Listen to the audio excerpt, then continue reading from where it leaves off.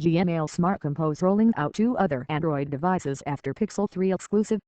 Google's Pixel 3 launched with a handful of new AI features, and one of those was the addition of Smart Compose within the Gmail app. Now, that exclusive Smart Compose is rolling out to all Android devices. This morning, it seems that Google is rolling out a server-side change on the latest Gmail update.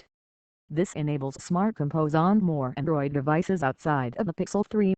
We've verified that Smart Compose is working on Android devices including the Pixel 2 XL, Essential Phone, and Samsung Galaxy S9 Plus. It also seems that this is rolling out beyond just the US, as Android Police is able to know on a OnePlus 6T. Once the update first hits your device, you'll know with a pop-up which appears the first time you go to compose a new message. Just like on the Pixel 3, Smart Compose on other Android devices works with a swipe on the text, not the keyboard, to complete the sentence. Of course, Smart Compose is still completely optional too. Simply head into the settings and disable Smart Compose per account. Gmail for Android /Smart Compose on Essential Phone left and Galaxy S9 Plus right. More on Gmail.